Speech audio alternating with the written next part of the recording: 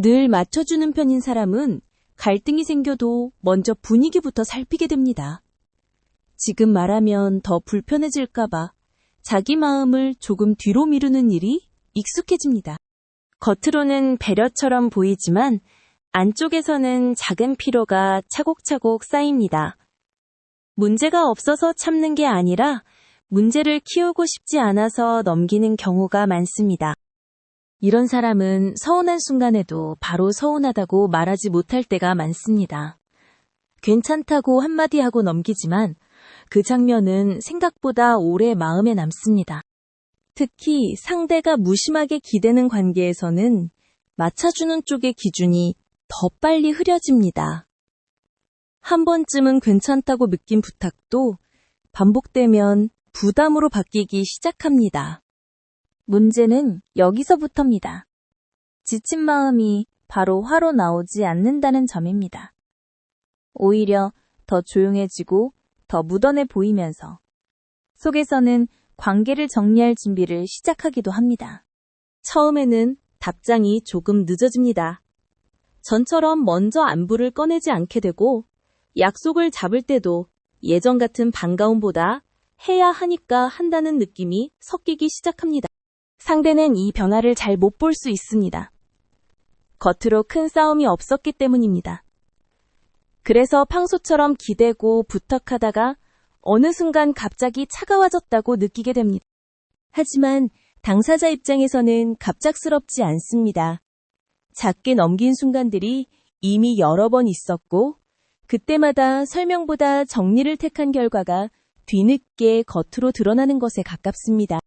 늘 맞춰주던 사람이 지치는 이유는 배려심이 많아서만은 아닙니다. 관계를 지키려는 마음이 큰 만큼 불편함을 표현하는 기술은 늦게 자라기 쉽습니다. 그래서 서운함을 느껴도 내가 예민한 건 아닐까 먼저 의심합니다. 이 정도는 이해해야 하나 고민하는 사이 자기 감정은 계속 뒤쪽으로 밀려납니다. 이 패턴이 길어지면 관계 안에서 중요한 기준 하나가 무너집니다. 내가 어디까지 괜찮고 어디서부터 힘든지 스스로도 흐려지기 시작합니다. 그때부터는 부탁의 크기보다 반복되는 분위기가 더 피곤하게 다가옵니다. 말 한마디를 고를 때마다 조심해야 하고 거절하면 미안해질 것 같은 공기가 생기기 때문입니다. 표면적으로는 친한 관계여도 한쪽만 계속 조정하는 구조가 되면 오래 버티기 어렵습니다. 배려는 관계를 부드럽게 만들 수 있지만 일방적 참음까지 대신해주지는 못합니다. 늘 맞춰주는 사람은 종종 상대를 실망시키는 일을 과하게 두려워합니다. 그래서 싫다는 말보다 괜찮다는 말을 더 빨리 꺼내게 됩니다. 하지만 마음은 알고 있습니다. 괜찮다고 말한 장면 중 일부는 정말 괜찮아서가 아니라 설명할 힘이 없어서 지나간 것이라는 걸 말입니다. 이 지점이 오래 쌓이면 관계는 서서히 마음속에서 먼저 멀어집니다. 함께 있어도 예전처럼 편안하지 않고 작은 연락조차 의무처럼 느껴질 수 있습니다. 상대가 뒤늦게 왜 그러냐고 물을 때 오히려 더 말문이 막히는 이유도 여기에 있습니다. 한 번의 사건이 아니라 오래 누적된 감정이라 어디부터 말해야 할지 어렵습니다. 그래서 어떤 사람은 설명보다 거리 두기를 먼저 선택합니다. 싸우고 싶지 않아서 조용히 물러나고 더 지치기 전에 마음을 닫아부리기도 합니다. 겉으로 차분한 이별이나 거리두기일수록 안쪽에는 오래 참은 피로가 숨어있을 가능성이 큽니다.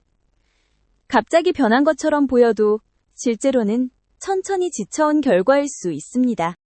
만약 내가 늘 맞춰주는 쪽이라면 지치기 전에 먼저 살펴볼 질문이 있습니다.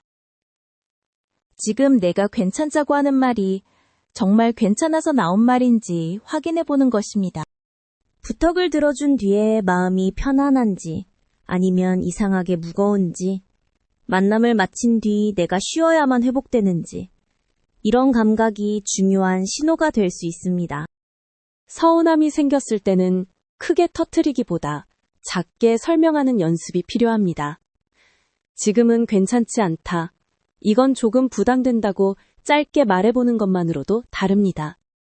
관계를 지키는 사람일수록 표현이 관계를 망친다고 오해하기 쉽습니다.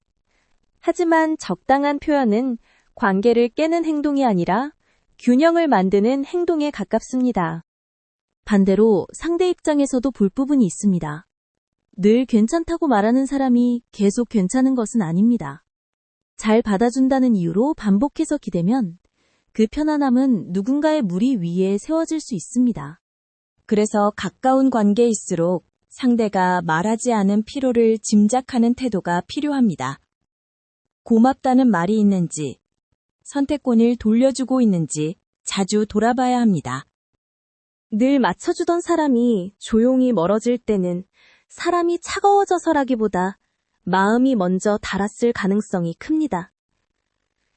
그 신호를 너무 늦게 알아차리면 관계는 설명보다 정리 쪽으로 기울기 쉽습니다.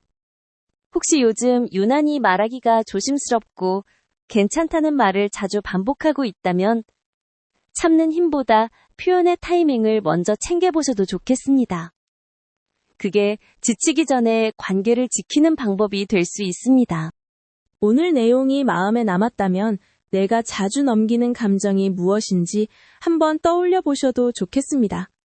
관계는 오래 참는 사람보다 조금씩 설명할 수 있는 사람 쪽이 덜 지치게 됩니다.